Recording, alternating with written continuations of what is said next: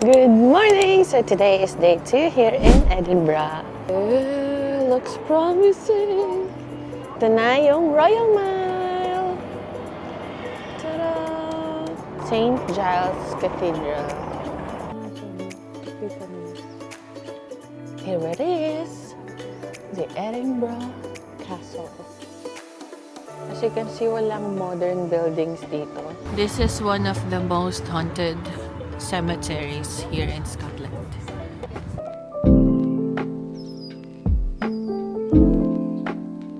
Good morning! So today is day 2 here in Edinburgh. It's already 8 a.m. and we're just waiting for my mom and my uncle here outside the hotel. Pupunta kami sa Milkman, so we're gonna check their breakfast kasi sikat siya na cafe yata or coffee shop dito sa Edinburgh and malapit lang siya, like 3-minute walk lang from the hotel. Bale, ito pala yung Hunter Square.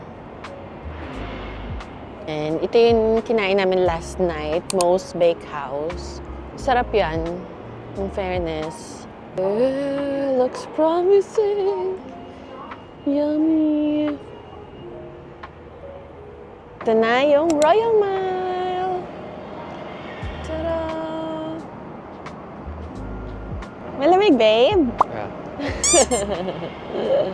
Wala pa naman akong bonnet saka shawl or scarf. So good luck sa akin today. Bale, ito yung Cockburn Street. May tabi-tabing cafes. Diyan kami may kakain sa The Milkman. So dito kami magba-breakfast sa The Milkman. Pastries. Cinnamon bun, croissant, almond croissant, and parang OT something. And yung view. Ganda. Sinecure na ni Mommy yung couch. Wow, ang ganda ng view. Ang dami ng tao. Grabe. Ang ganda ng view.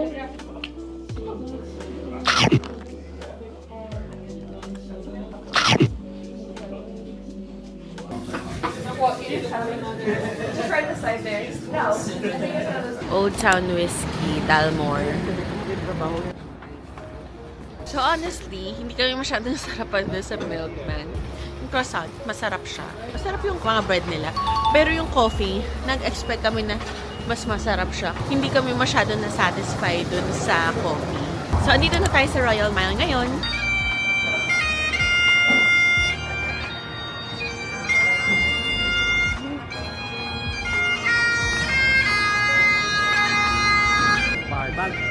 Bagpiper daw. Buskers na naka-kilt. So, yung kilt pala is yun yung parang national costume nila, di ba?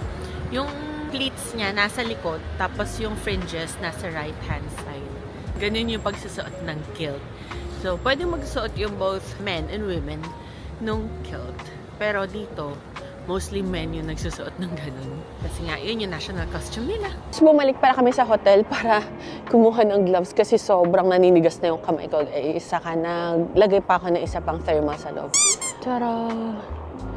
Fountain siya. Water fountain. So, ayan, nasa harap ko, St. Giles Cathedral or St. Giles Church.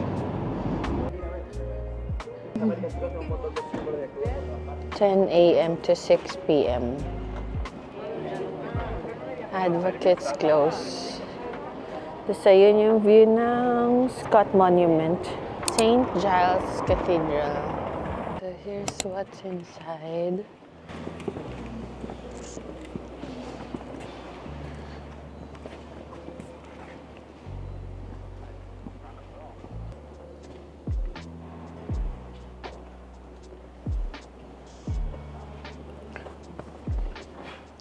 Ay, oo nga, ang galing. Pag binasa mo, kapita nila. Sayang, sarada yung Castle Chapel. Kailan kaya magbubukas to? Marami nakalagay lahat ng mga naging dukes dito. Saka Earl, kung anong year. And ito pa, Prince Albert, 1842, King George IV. Oh. So, lahat ng king o naging monarch nakalagay dyan. Ito palang St. Giles Cathedral. Year 1124 pa natayo. Tapos naging ano siya, parang hub siya ng mga Protestants nung mga panahon yun. Tapos na-remodel din siya mga 15th or 16th century.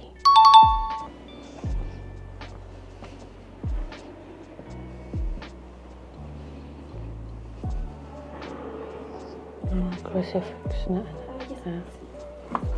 birthday. Ito sa akin, the holy tree. Ay, yung birthstone. Anong birthstone ko? December. Ito, December. Turquoise. Ilan ko lang din ng necklace si Mami. Hindi siya ng crucifix na necklace. Ngayon, maglalakad na tayo papuntang Edinburgh Castle. Look at these stairs close. Tara. Time check! 10:35 a.m. So guys, kung kulang pa pagiging bruha nyo, ayan, the Witcher shop. Bili lang kayo ng mga epektos. Kulang pa ba ang pagiging bruha? The Witcher shop. Ganda talaga ng Scotland. Iba't ibang salamin. Ano to? Pampapayat. Ano?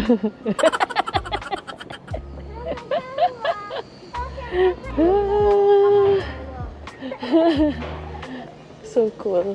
Wow. Wow. The Scotch Whiskey Experience. Ang daming souvenir shop dito, no? Dito along Royal Mile. Tabi-tabi yung mga souvenir shop. Guardian Angel, £6.99. Super date, meron. December 23. Ay, wala na. Ubos na. Ang pogi naman, no? Patingin niya. Magkano yan? 50 pounds? Mahal, 50. Harris Tweed. Parang ang Peaky Blinders. This fountain is designed by John Duncan. Is near the center. Many witches were burned at the stake. The wicked head and serene head signify that some used their exceptional knowledge for evil purposes, while others were misunderstood and washed their kind of nothing but good. Ooh. The witches well. May mga execution ng mga mangkukulam talaga dati, no? Andito na tayo sa Edinburgh Castle. Ang binayaran namin is £78 for 4 adults. Here it is. The Edinburgh Castle. So I think mag-spend kami ng 2 hours dito. Bale, itong Edinburgh Castle, nakatayo siya for more than 1,000 years na. And nakatayo siya sa volcanic rock. Ang ganda ng floor. So ito yung mapa. Built after the long sea. Ayan. The 1 o'clock gun. Ayan pala yun. Yung every 1 p.m. nagpapaputok sila ng gun para yung mga ship sa harbor, iset nila yung time nila to 1 p.m. Ayan, ganyan. And for a period of at least 2,000 years, this fortress was defended by an outer gate at the head of the esplanade with an inner gate on this side. Long stairs. Ito na yung mga kanyon.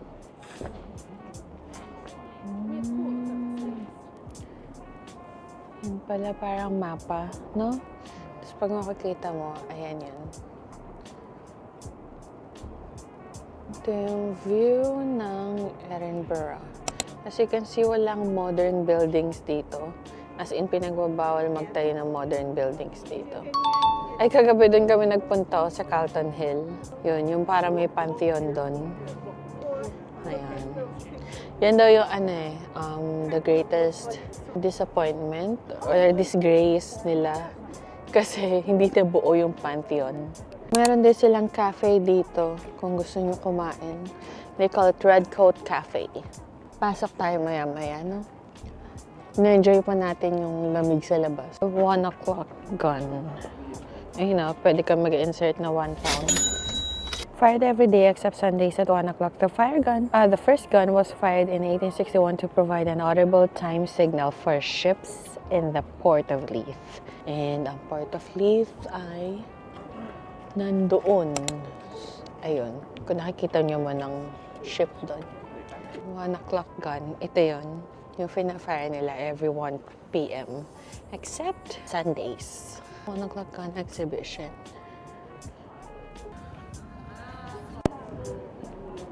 Dito daw yung prisons. Prisons of war. Pasok tayo dito. Pasok tayo sa prison nila. These prisons have been created to look as they may have done in 1781.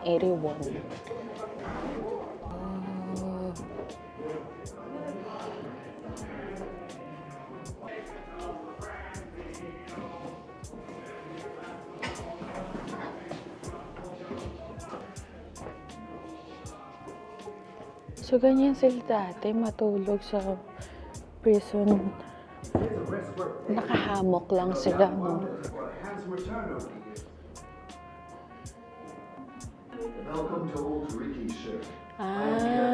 Yeah. Ang galing naman ni Mami.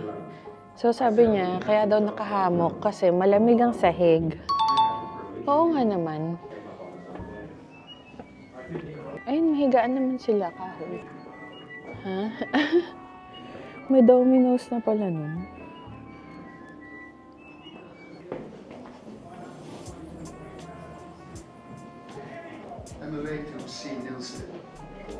Palabas na ulit tayo.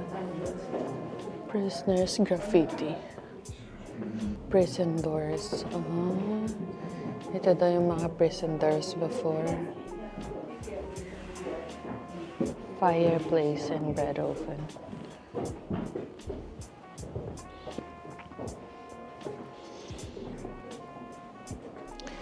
Ito yung nag-transport sa mga prisoners of war. Prison life regulated by law. So, kada prisoner may rasyon na 2 pints of beer, 1.5 pounds of bread, 3/4 pound of beef, 1/2 pint of peas every other day, 1/4 pound of butter, and 6 ounces of cheese instead of beef on Saturdays. Oh, grabe. Tapos meron silang passing time. So, mayroon silang chess sets, backgammon, dice, dominoes. Ang galing. I mean, di ba? Saan ka pa may beer na rasyon? Allowances. Every prisoner was given clothes and 6 pence a day.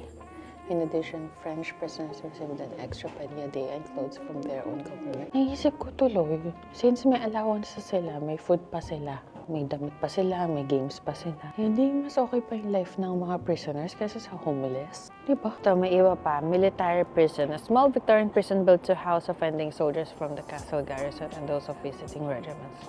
Close to 1923 when the garrison marched out. Yung barrel nila. Tapos tingnan mo yung panaksak nila before. Yung cheese fork. Butter knife. Yung case niya. Grabe, ang bibigat ng barrel, oh. Ang laki niya. Ito mga medallions. Medals. Ay, ang ganda ng ano. Ito na yung gift shop. Grabe, ang daming klase ng medals. So. Sabi ni May whiskey tasting din dito. Baja! Edinburgh daw, hindi Edinburgh. St. Margaret's Chapel. Ito daw yung pinaka lumang building dito sa Edinburgh. Oh! may mga pangalan din. Soldier Dog Cemetery. The oldest building in Edinburgh Castle.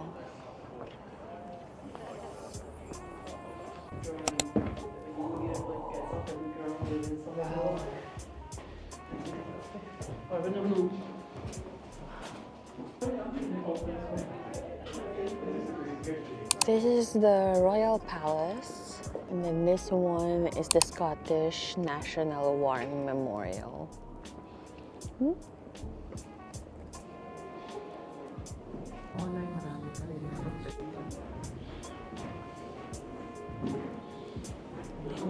Birthplace of James. The Great Hall. Built for King James IV. Napanood namin yung gun firing. Pero nanood lang ako sa likod ng tao. Yung may cellphone, diba? Doon ko lang nakita. Kasi medyo maraming tao. So, doon lang ako nakapwesto sa likod nung malinaw na cellphone. Ang lakas ng kanyon, no? Gulat ba yung mga iwan tao? Woo! Goodbye, Edinburgh Castle. Pumunta muna kami Grass Market and then Victoria Street for lunch.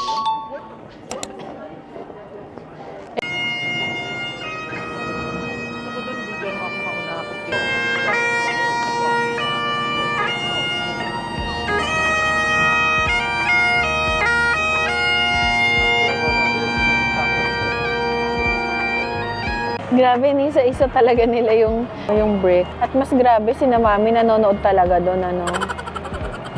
Kasi sina Mami yun, saka si Pajo, nanonood talaga sila. Ito yung kakainin ni Ivan. Hog roasts. Piglet, $5.95. Oink, $7.95. Grunter, $10.15. So, we're at Victoria Street. Ito yung inspiration ni J.K. Rowling ng Diagon Alley. Parang mas colorful na siya ngayon kasi nung last time na pumunta kami dito. Ayun na. No, parang mas colorful siya ngayon. Dito kami kakain na lunch. And nakabili na si Ivan ng oink. Anong size binili mo? Grunter. Grunter. Ito yung Bertie's chips. Tapos ito yung menu. Yung pakabit.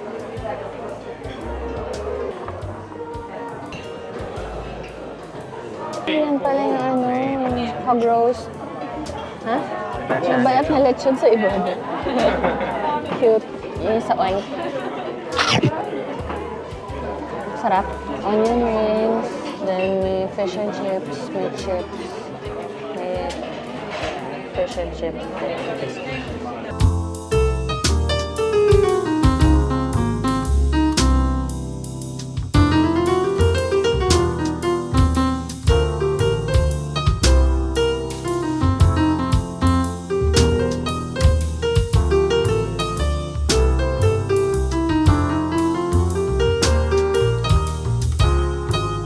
Warm space. Free tea, coffee, biscuits, and a chat. Greyfriars Bobby. So, nung 1800, yung amo ni Bobby namatay. Tapos, binantay niya for 14 years yung puntod niya dito sa Greyfriars. This is one of the most haunted cemeteries here in Scotland.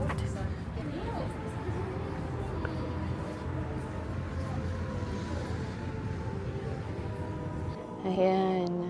Monument ni Bobby. Greyfriars Bobby. Kasi binantayan niya yung puntod ng master niya for 14 years. Pero namatay siya 1872. Si Bobby namatay ng 1872. And then, dyan yung puntod niya. Ayan. Parang siyang Victorian cemetery.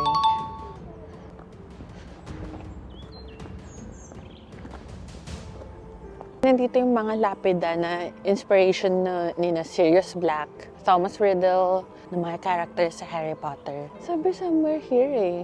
Ang galing, may nakausap kami na taga-church, namamahala sa church. Matanda na siyang, parang lolo na, ganon. Tapos, ang dami niyang binigay sa amin tips kung ano makikita dito, tapos kung sino yung mga tao na nakalibing dito. I think so, that's it. May daanan ba dyan? O doon daan? Ito yung kay Thomas Riddle. Wow! Ang ganda ng school. School ba yan? Ganda. Ah, yung ganda. Parang park. Bibili lang kami ng 2 penny Q. Sikat yung crepe nila. Ordering ko siguro pistachio and chocolate or Banoffee Baileys. Ay, meron ding banana cinnamon chocolate and pecans. Tumutunog siya, walang tao. Or nasa kabilang side. Ganda nitong na to, hotel na to, Canopy. Hotel ba to or restaurant? But I think it's a hotel. Ganda, no? Maybe yung surgical instrument makers. Ito pala yung Middle Meadowwalk. Yan. Parang ano, no? Central Park sa New York. Crico. Pistachio with chocolate. Ipapakitang gilas yung asawa ko. Wow! Sana pala pinapunta natin si Mami dito. Tada!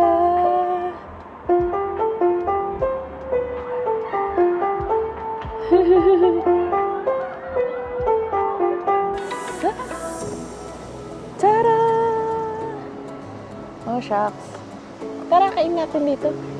Tara, kain tayo. So, I ordered Nutella with pistachio. Meron sila naman ng mga chicken, tapos may mga laman na gulay. Tapos yun yung ano nila, sikat sa kanila. Pero gusto ko kasi ng dessert kasi di ba kumain kami kanina. Sarap mo pa.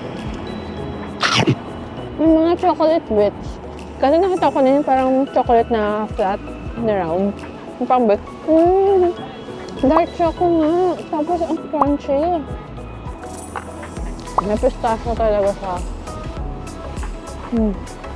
Lalakad na kami dito sa Middle Meadow Lane. Papunta dun sa hot chocolate ni Ivan. Ganda. Haba ng pila.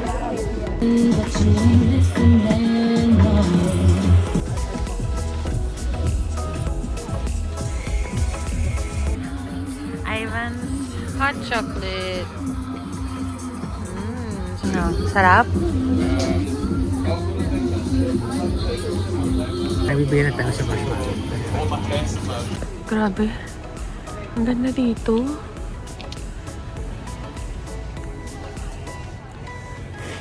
National Museum of Scotland. Free entry. Ito na yung Royal Mile sa gabi.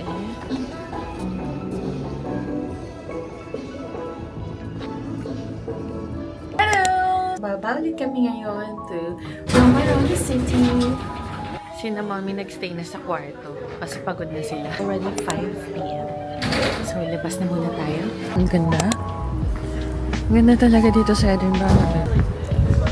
Kaloka, hindi na naman natin makita yung Scott Monument. Wala siyang ilaw. Nakikita nyo ba? Eh no, para lang siyang malaking anino dun. Ito yung Waverly Bridge. May picture kami dito dati na super ganda ng background. Ayan, sa likod ko, ayan, ganyan. Pero mas maganda siya kung malinaw or umaga sana. Ayan, no, hindi siya ma-appreciate ngayon kasi gabi na. Pero sa umaga, iba't iba yung colors yung buildings dyan. So, ang ganda-ganda.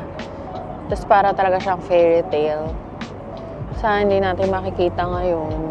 Ayan na, may Ilaw na yung Scott Monument. Ayan na siya. So, gothic yung design niya. Sayang, sana mas makita natin siya na maliwanag kasi gabi ni. So, hindi ma-appreciate masyado yung details. Ganda, diba? Papunta tayo ngayon sa Uniqlo. We're now at St. James Quarter. Superdrug. Yan yung parang Watsons nila dito sa UK. Superdrug. Meron din ditong Kate Spade, ganun. Ito yung mga stores dito and restaurants. Sa backside ng mall, may Gucci, may Max Mara. So, I think this is the area for high-end stores. May lane 7 din sa taas, yung mga games like bowling.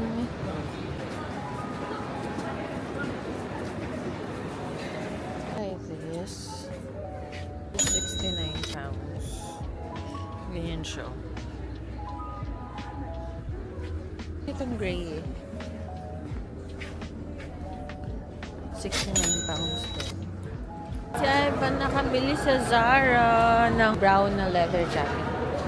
Na naka-sale, 60% off. Hindi siya 60% off. Ano? Kasi 24 lang binayaran. Oh, really? So, magkano? From 18 pounds to 24. Wow, good job! Buti pa siya nakabili. Shopping yarn. Bali, bibili na lang kami ng dinner ni na mommy ngayon kasi nagpapahinga na sila sa hotel. So, nasa bahay na sila. And kami, bibili na lang kami. Maybe sa KFC or McDo. Fast food na lang or any sandwiches. Yeah. Iyan ko na muna yung vlog dito kasi tomorrow magbiyahe na kami papuntang London.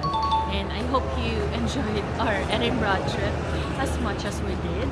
Don't forget to like and subscribe and hit that notification bell. Thank you for watching, guys. Bye!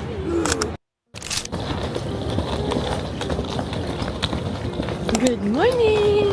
We're headed out to London. So we're gonna go to the train station and we're gonna ride the Elner train or Elner train line. It's already 7:20 a.m. and madilim pa. Ayan o. Madilim pa, diba? 7:20 a.m. na yan. If you're gonna stay at Ibis Hunter Square, 5-minute walk lang siya towards the train station. Nasa Google Maps, padadaanin ka niya doon sa may stairs na sobrang tarik, sobrang daming stairs. Eh kung may maleta kayo na mabigat, hindi siya advisable. So dumaan na lang kayo dito sa pababa. Tapos yun na. Main road na ng pa-Waverly. Waverly Station. So marami ring mabilihan ng pagkain dito. Meron din ditong Pret. Tapos sa taas may Starbucks. Kabili sa iba ng Starbucks na. Meron din Boots kung may kailangan kayong bilhin sa pharmacy. This is our train.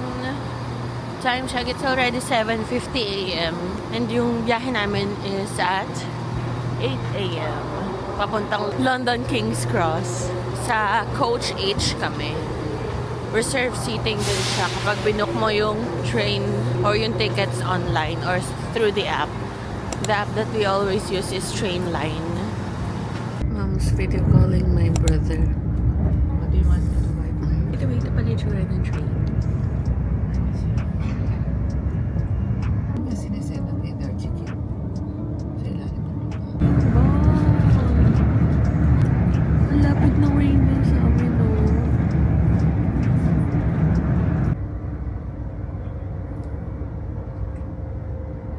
Sa Newcastle Station. So yeah, bye for now.